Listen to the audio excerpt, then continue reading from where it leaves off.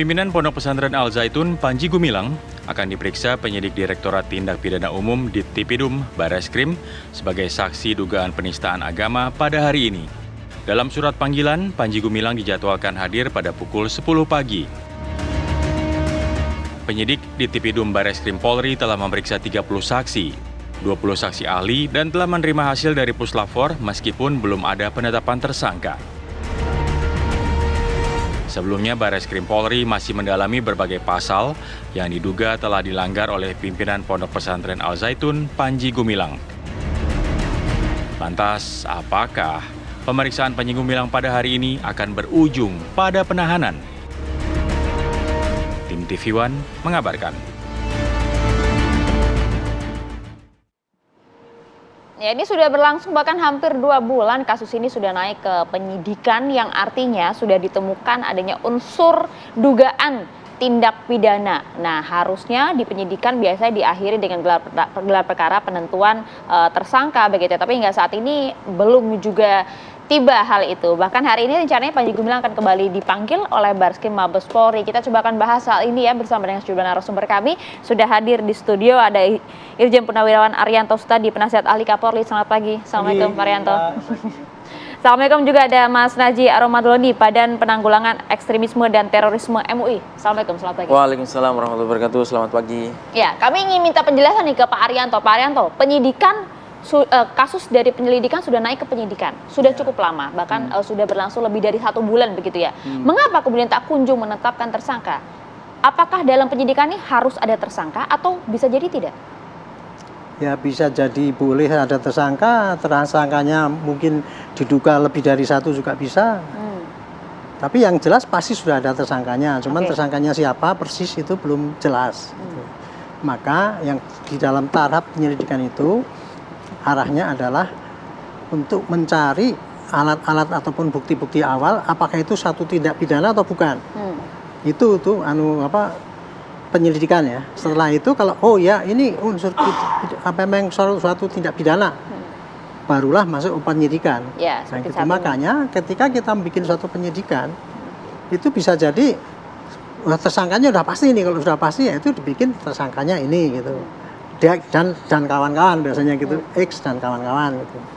Tapi kalau masih ragu gitu, ya nggak apa-apa dibikin dasar penyidikan untuk melakukan diduga ada suatu tindak pidana gitu. Makanya bolak-balik kan diadukan gelar, kemudian pengumpulan barang bukti itu. Tapi kan ini kalau misalnya kasus yang dugaan penistaan agama kan cuma 1, Pak Arianto yang dilaporkan, artinya kan? Iya. Pak Panji Gumilang itu kan dilaporkan, disaksikan kan banyak sekali kejadian ya itu. Kalau saya nilai itu ada belasan itu kejadian yang pelanggaran pidana gitu. Tapi yang masuk betul-betul resmi itu sekarang baru penistaan agama gitu kan.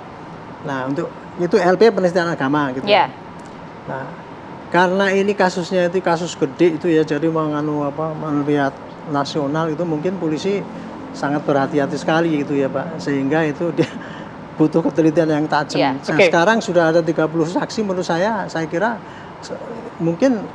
ini perkiraan saya harus segera cepat udah ketemulah tersangkanya, walaupun nanti belum tentu tersangkanya saksi 1 atau lebih itu jadikan tersangka, nggak apa-apa, nanti kemudian diperiksa dan sebagainya sehingga nanti bisa jelas arahnya penyidikan itu. Iya, karena betul, karena kasus naik ke tingkat penyidikan ini 4 Juli, sekarang sudah tanggal 27 Juli, artinya sudah 23 hari hingga saat ini. Artinya berarti Mabes Polri sampai saat ini masih ragu begitu siapa tersangkanya, Pak Riyadi? Bukan ragu, tapi mengumpulkan bukti sebanyak-banyaknya.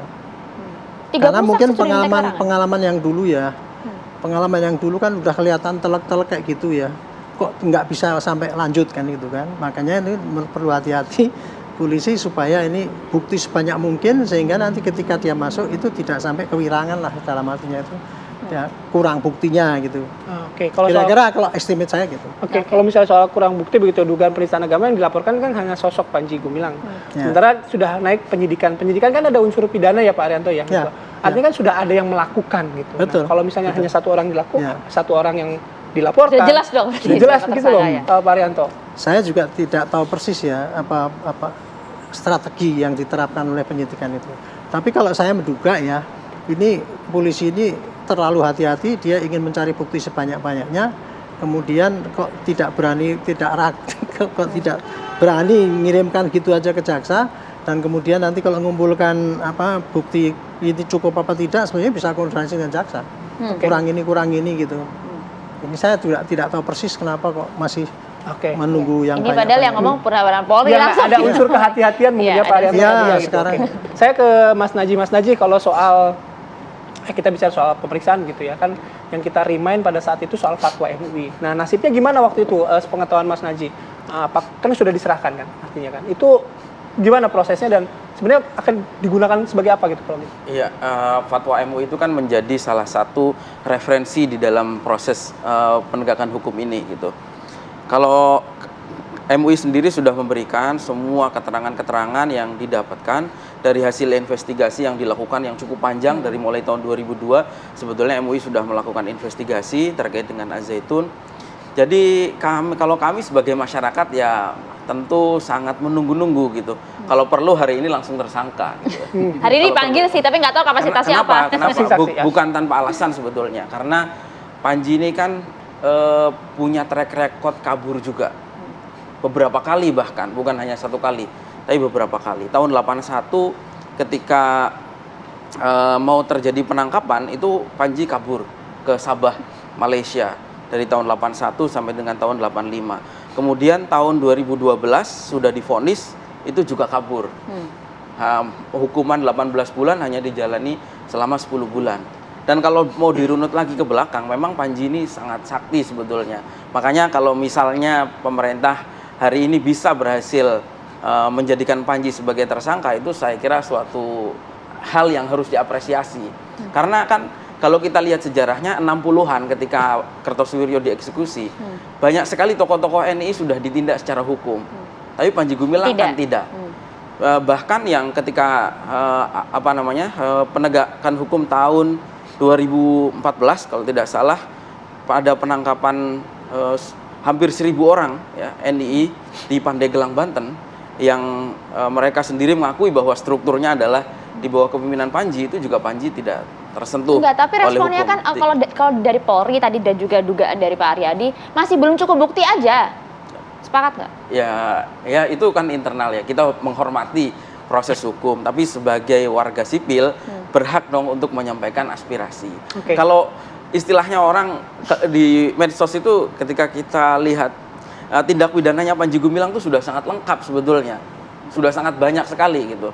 Ya ini itu pemahaman jangan sampai kita ya, maksudnya ini jangan sampai, ini kan Iya. sebagai upaya balancing saja. Jangan sampai terkesan bahwa aparat penegak hukum ini mengulur waktu sampai publik lelah, kemudian akan terjadi pengulangan-pengulangan sejarah seperti sebelumnya, di mana Panji selalu tidak pernah tersentuh oleh hukum. Beberapa kali laporan kan masuk, tidak selalu hilang laporannya. 36 orang bahkan itu terafiliasi langsung dengan Panji dan dijerat dengan kasus terorisme. Baik, karena hari ini adalah agenda dugaan penistaan agama ya, Panji Gumilang hadir sebagai saksi. Nah, soal penistaan agama nanti kita bahas lebih lanjut lagi ya Mas Naji, Pak Arianto. Tapi kami harus jeda terlebih dahulu. Apa Kabar Indonesia Pagi akan kembali sesaat lagi. Anda kembali di Apa Kabar Indonesia Pagi, kita kembali berbincang. Saya langsung ke Mas Naji. Mas Naji, fatwa MUI kan sudah diberikan ya ke penyidik begitu. Tapi setidaknya dalam kasus dugaan penistaan agama, analisis yang disampaikan oleh Anda lah dan tim MUI ini seperti apa? Karena videonya kan banyak gitu. Video yang diungkapkan banyak, statement yang diungkapkannya banyak, gimana? Iya, saya kira memang kami sendiri sebetulnya bingung kenapa polisi ini tidak segera menetapkan Panji sebagai tersangka. Padahal kalau dilihat dari alat buktinya kan sudah sangat lengkap sekali gitu. Video-video yang beredar itu kan semuanya saya kira berlimpah, dan itu banyak sekali mengandung unsur-unsur ya sebagaimana didakwakan ya kayak gitu. Apalagi di pemeriksaan pertama Panji Gumilang mengakui bahwa semua video-video tersebut memang perkataan dia gitu. Jadi saya kira tidak ada alasan lagi untuk menunda-nunda ya, karena kan meskipun sebetulnya sebagai negara hukum sebetulnya tidak perlu menunggu ada desakan dari publik gitu ya. Ketika ada pelanggaran hukum tentu harus langsung diproses. Tetapi bahkan saat ini ketika dukungan publik sedemikian besar dan aspirasi masyarakat juga sedemikian besar kepada negara untuk melakukan menegakkan keadilan ini, itu pun saya lihat masih belum cukup memuaskan gitu ya. aspirasi masyarakat terkait penegakan hukum ini. Jadi saya kira ini memang harus dievaluasi. Oke, mungkin Ya. kalau misalnya merefer apa yang disampaikan Pak Rianto tadi, ada unsur kehati-hatian ya Pak ya. Kehati-hatian seperti apa sih Pak kalau misalnya Nampaknya dalam sudah konteks cukup lengkap kasus gitu. ini gitu? Kehati-hatian tuh kelihatan jadi lama banget kan, dia mencari bukti yang lengkap, selengkap-lengkapnya gitu ya. Tapi kalau dalam kondisi yang sekarang ini, Menurut Anda? perkiraan saya Ya. ini harusnya hari ini sudah jadi tersangka. Oh, begitu Pak? Karena sudah cukup. Karena menurut saya sudah cukup banyak, sudah cukup bukti yang ada. Dan kemudian gini, desakan masyarakat sudah banyak, kebingungan banyak gitu ya. Sebetulnya polisi tidak perlu takut itu dengan sekarang menemukan tersangka misalnya. Terjadi nanti miss gitu ya. Itu masih ada anunya nggak apa barikadenya itu Pak. Kalau enggak ya nanti penyidikan dihentikan, bisa gitu. SP3. Iya gitu. Tapi dengan menunda sekarang ini kan jadi penasaran rakyat seakan-akan polisi takut atau Citra ada. polisi juga terdampak. Iya, jadi kan seakan-akan ada suatu kepentingan apa gitu sehingga kok tertunda-tunda gitu ya. Itu dugaan Mas Najib juga tadi Pak. Iya, kalau estimate saya, kalau saya sebagai pengalaman penyidik itu, bukti-bukti awal sudah cukup sudah. Cuman mungkin ini ya, karena tidak disasar pada hanya satu dulu ini. Ini sekarang kan penodaan agama ya. Kalau untuk penodaan agama saya kira sudah cukup. Ya. Walaupun nanti pembuktiannya nanti belum tentu ya bisa masuk pidana apa tidak ya. Tapi yang penting itu bisa memenuhi syarat untuk disedangkan lah kira-kira gitu. Karena kan ada dugaan itu Iya, kan belum tentu benar karena juga. bukti itu sudah ada rekaman video yang diperiksa di lapor. Nah, itu Betul. kuat sekali itu. Kalau yang dulu kan nggak ada dokumen itu. Bukti dulu menurut KUHP itu hanya dokumen, Pak. Rekaman saya dulu pernah nangkep Sabar Umar tuh ya, dia kan mengagitasi saya pakai rekaman itu. Pak, itu kan bukan barang bukti, saya bilang gitu. Sama pengacara dibilang gitu. Waktu itu memang belum ada. Nah, kalau sekarang itu kan sudah bukti Sudah masuk ya? resmi. Jadi nggak bisa ngelak lagi itu untuk apa yang disampaikan kemudian yang disiarkan oleh publik itu, apakah ini rekayasa apa tidak, itu nggak bisa dielakkan oleh pihaknya Panji Gumilang gitu. Oke. Jadi cukup, menurut saya sih bukti awal cukup, sehingga nggak perlu ragu-ragu. Tetap kan perkara nanti diterima jaksa apa tidak itu ya nantilah. Urusan nanti ya, urusan nanti. pembuktiannya di sana, Supaya begitu tidak ya. jadi tanda tanya terus gitu. Oke, tapi kalau memang harusnya sih sudah lengkap, sudah harus ada tersangka dalam Ya. proses ini. Penyidikan sudah berlangsung selama kurang lebih 23 hari, Pak, sejauh Ya, ini. ya. Ada batas tidak sih waktu berapa lama Nah, penyidikan itu sayangnya berlangsung? tidak ada. Sayangnya tidak ada. Jadi yang namanya penyelidikan itu tidak ada batasnya, penyidikan juga tidak ada batasnya. Itulah kelemahan daripada KUHP mungkin ya, perlu direvisi nanti supaya dibatasi itu Pak, jangan sampai. Karena pengalaman saya penyelidikan sampai ada yang 2 tahun nggak selesai. Nah, kalau sekarang ini kan dikawal masyarakat ya, ya 1 bulan sudah termasuk lama banget ya. Padahal ada penyelidikan 3 sampai 1 bulan tahun. sebetulnya. Iya. Tapi kalau ada apa yang dari disampaikan awal Mas Mei kontroversi kan mulai bulan Mei, mulai Idul Adha.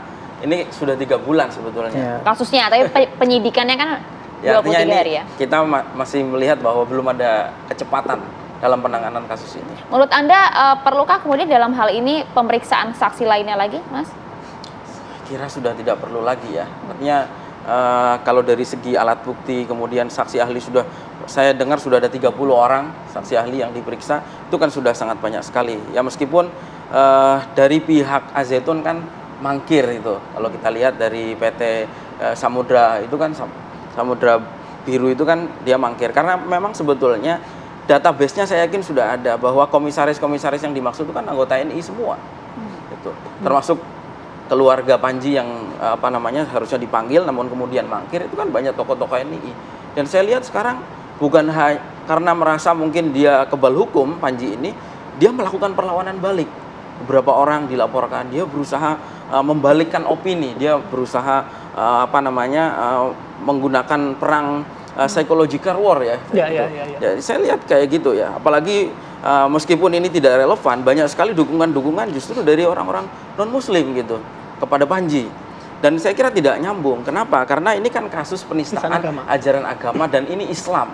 Tapi kalau kita lihat dukungannya dari komunis, dari Kristen, Lagi dari banyak orang nih, Mas, Yahudi, lagi ramai.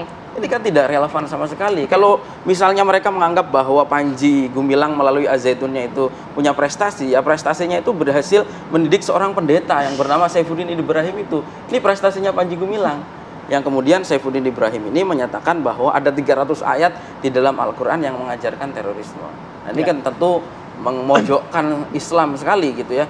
Dan di sini saya kira peran negara harus memproteksi masyarakat dari kezaliman yang dilakukan oleh Panji dan kemudian juga menyelamatkan akidah ya, akidah umat gitu. Ya, termasuk para santri ya di sana gitu. Kita lihat Oke. nanti hari ini akan seperti apa tuh pemanggilan Panji. Endingnya akan sesuai dengan harapan atau tidak ya. Oke, terima kasih Mas Najib. Terima kasih, Mas Terima Najib. kasih Terima kasih, Pak atas Riyadi. waktunya.